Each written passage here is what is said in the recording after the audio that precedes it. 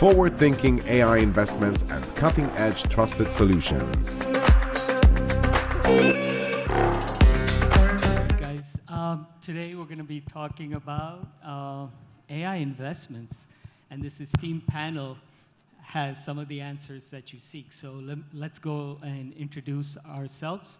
I'll go first. So I run Global Crypto Council, as well as I have an angel investment fund in the AI industry. We have an office in San Francisco that focuses on some of the AI companies that are up and coming now, especially in fintech AI. And as AI develops, we're all being churned by it and trying to get a better understanding of whether on the other side of this we will have benefited or will we have gotten to a worse place. So with that said, we'll start with you, Vinny. Please introduce yourself. I'm Vinícius, Vini. At the moment, venture capitalist, partner at Ikigai Ventures.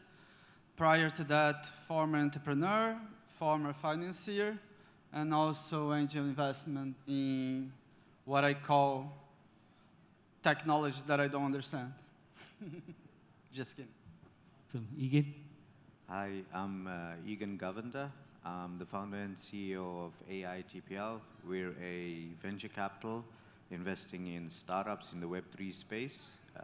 I've developed an AI that speaks to you in any language and talking about investments on specific Web3 projects, so mainly in the blockchain space.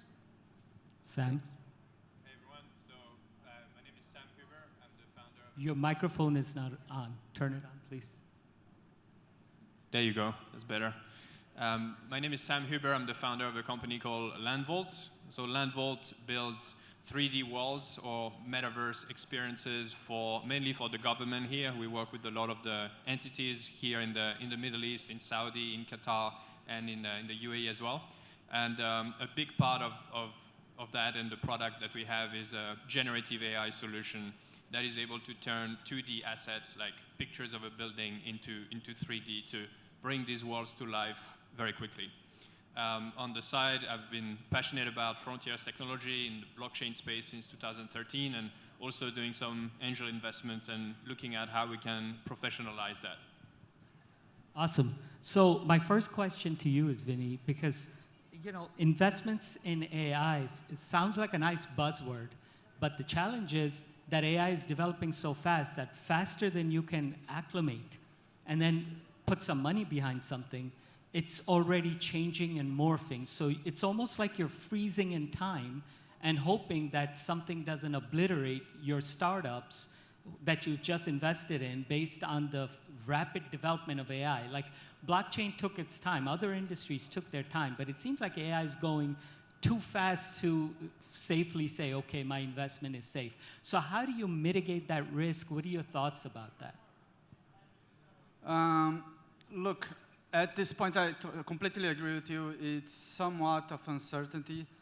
Those who have been in this industry for a while know that this is the first time that we've seen such a major development in AI. We've always heard of AI. There was the first trend about 10 years ago when everyone was investing, and basically was someone outsourced in third world country doing Excel spreadsheet.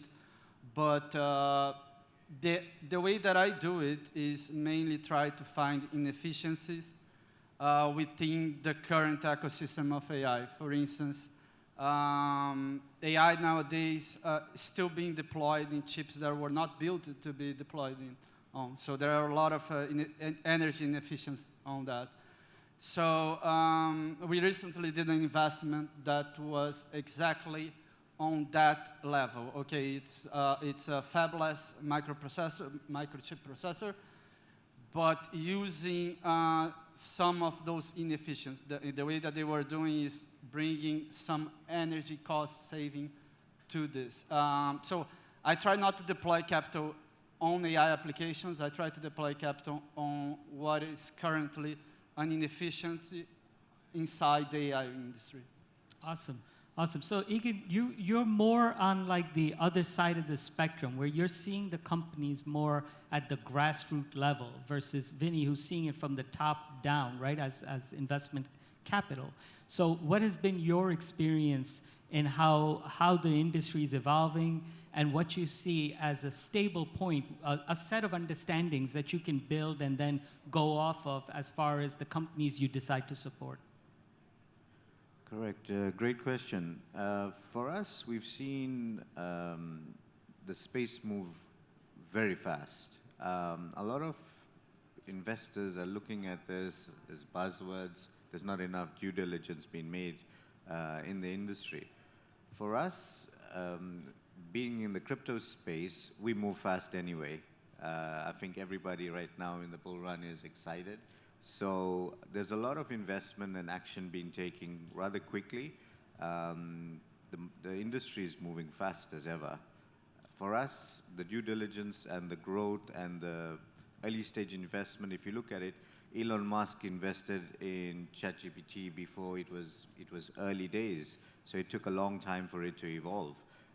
From the blockchain perspective and the Web3 investment space, we invest early on and we help the project to grow.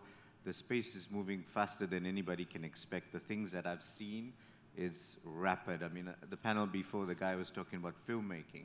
Everybody needs to be worried if you're on the wrong end of the stick. As an investor, I'm happy because it makes life totally easy for me, and there's a lot of potential, a lot of money to be made. But on the other perspective, there's a lot of people that needs to be worried. Awesome. So Sam, I've got the tougher question for you as far as like the creative side, because what Egin was just saying about how it makes it easier for not just for him, but the end user as well. Coming from that creative side, what are you seeing as the lull? What are you seeing where people are not accepting that the creativity level of AI is exploding to the point where the intrinsic value that we all hold, right, unique, that our uniqueness is something that is to be treasured and something that's unique to us. But the development of AI and how it's proceeding is showing us that we're not as unique as we think we are. So how do you balance maintaining that creativity edge in light of this rapid development of AI? Yeah, that's a good question. And just to touch on the previous points about defensibilities, we, as a company, last year were thinking about acquiring an AI company to accelerate the development of our 3D worlds.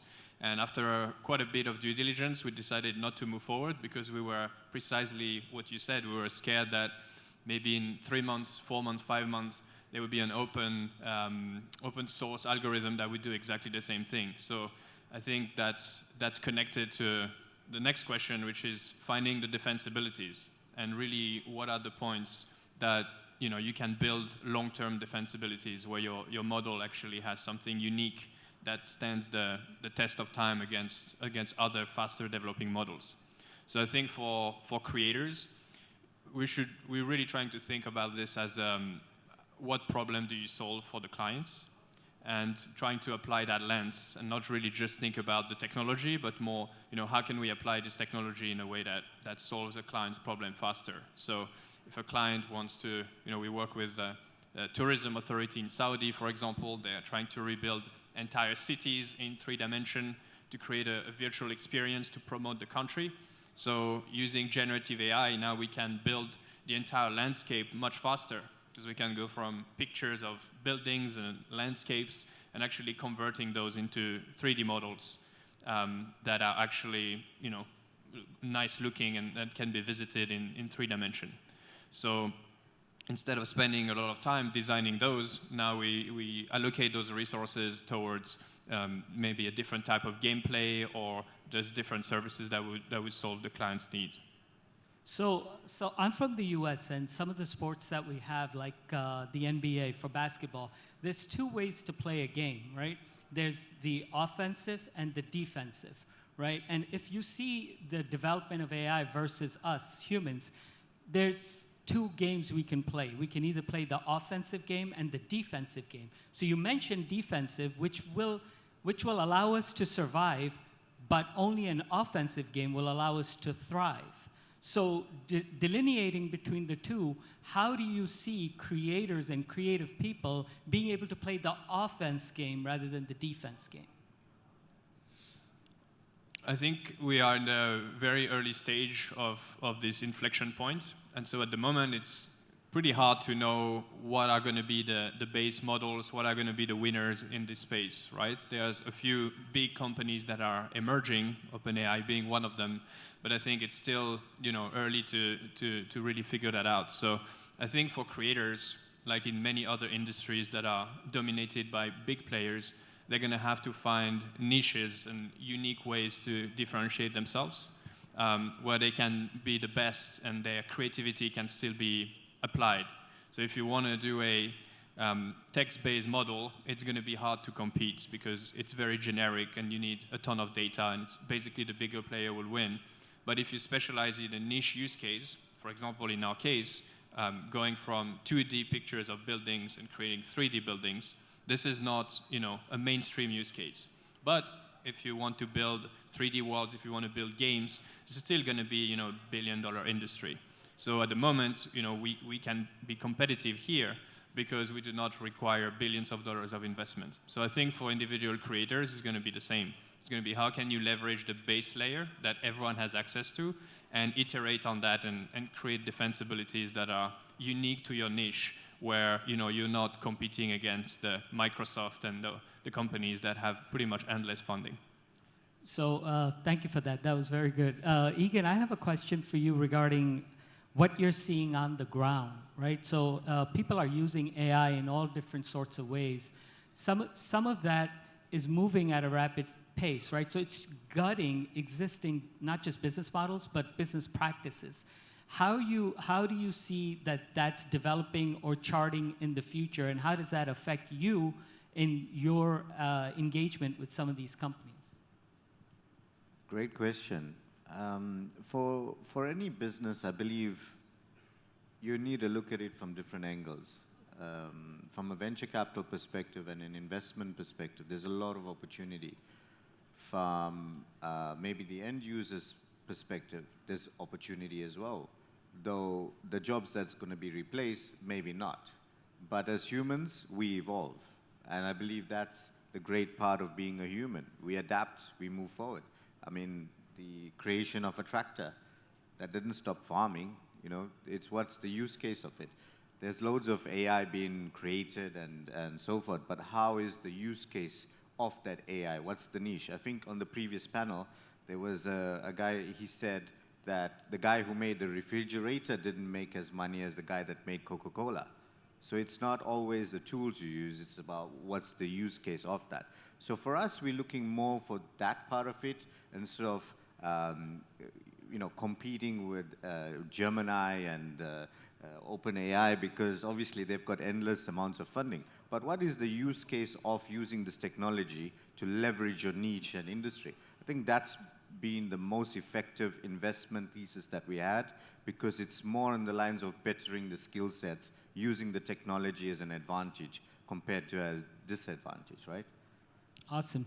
So what I've experienced in looking at AI companies in the Bay Area is there's a lot of low-lying fruit, right? So people will come in and look for okay, how can we apply AI to some of the challenges that haven't been solved?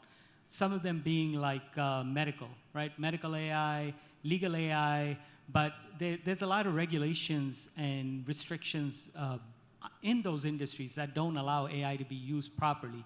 And then you see a lot of duplicate companies as well. So Vinny, in your experience with AI, how are you mitigating those risks that you're just investing in another duplicate company? Because you could have a company being built that's very similar in another part of the world that you're not even aware of. So do you do that due diligence? Do you even worry about that? Or is there a niche market that you're focused on within AI application so you feel comfortable that within this sub-vertical of AI, you have certain strengths? Or are you saying, okay, we're going to broad stroke and hit all different AI? Look, the way I see that this can be split in two kind of answers. First, I believe, that's my vision, that we'll have specialized AIs for certain types of industry, and those will be the biggest players. I don't think it will be something general that will be applied for every single industry. And second, as an investor, there is still a human element behind investing in a company. For now. Yes, product-wise might be similar. You might be doing something in Latam or in China or in the US that will apply pretty much globally. But the way that you're going to manage the company, the way that you're going to run the company, the people that you're going to hire, it still demands certain human element to it. Now, regarding regulations and catching up to that, regulations are always far behind what happens in tech. So I don't see this much as a problem or a hurdle. I see as something that we will overcome. I think the best example that I can give is from my own company when I started. We were working on a gray area. Luckily, I sold my company before the regulation catch up because I knew that the regulation would eventually catch up, which it did 5 years after I started the company. So I think that's kind of the framework that is going to play out in every single industry that will have this application deployment of AI. All right, awesome. So in the remaining few minutes, I want to do a little bit of a rapid fire and take the gloves off of all the cool stuff that we keep talking about. So like, I want to hear from each of the panelists what scares them the most as they go deeper into this industry as far as AI's prowess. Sam, would you like to start?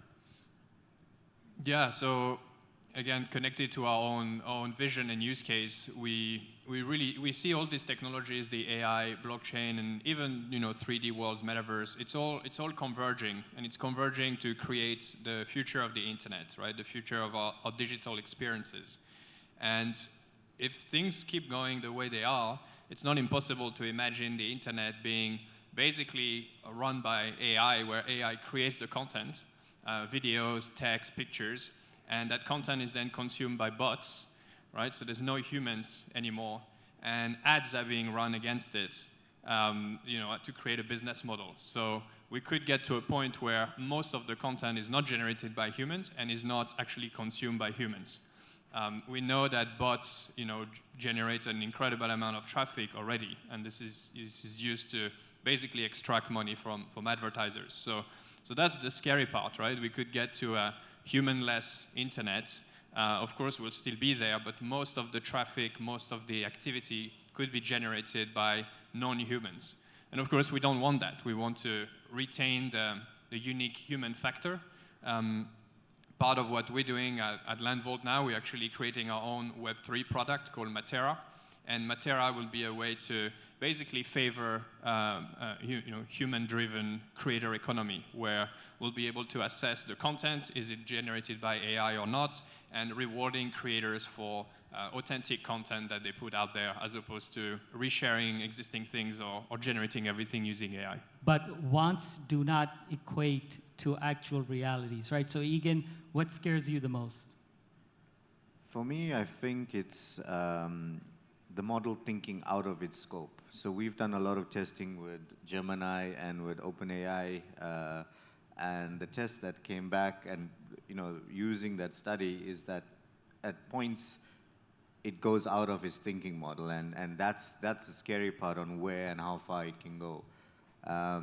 Touching on your point, obviously I've seen a lot of AI-driven content, and the problem you have is at the volumes you reach. There's so much of volume being reached, live streaming and so forth, where you've got live streaming casino industry. All of that is all live stream, real time. The avatar speaks to you and responds to you in real time. And if that's where it's going to be, it's a good time. For me, in any event, I enjoy this. It's a good time for me as an investor. So a little bit of a story. So before ChatGPT, Google decided to let two computers speak to each other. And they would communicate in English. However, the language that they started creating and communicating with each other was completely morphing over seconds into a language that we couldn't understand anymore. So the challenge with that is that once it comes into its own, it will start doing things that we cannot even grasp. And at the speed, you use ChatGPT, you see how fast it writes essays for you, and you're like, damn, I can't write that fast. So this is just the beginning. So that's kind of a sombering thought. So Vinny, I'd like you to finish out with what are your thoughts on the biggest risks or what scares you? I'm a bit cynical and somewhat pessimistic on the way that how we're going to replace all the jobs that are going to go away. And I feel like for a lot of our society, a lot of people in our society, our jobs still have a lot of meaning. So that lack of meaning on what to do with our life, that's the part that scares me the most. Like, what it is that my purpose, because one of your purpose is actually producing things, producing goods for the world, using your brain to produce something for the world. So if we are replacing all that, that to me is a scary thought to the future. I disagree with that. As I said, I have a kind of pessimistic, cynical view. I generally disagree with that point. You know, I believe I'm an entrepreneur and a business owner, and unfortunately, I know how difficult it is to have good staff working for you and actually getting the job done. If I'm a business owner, I actually want to get the job done, point blank. And if an AI is going to actually get it done and a human being is going to let me down, unfortunately. But then again, you think it's just on your perspective. That's where the money is. So that's selfish and egoist. That there, guys, is the exact challenge we have as humanity. Our brains trying to figure this out. Thank you to all the panelists. Thank you. Thank A you. round of applause for our amazing panel.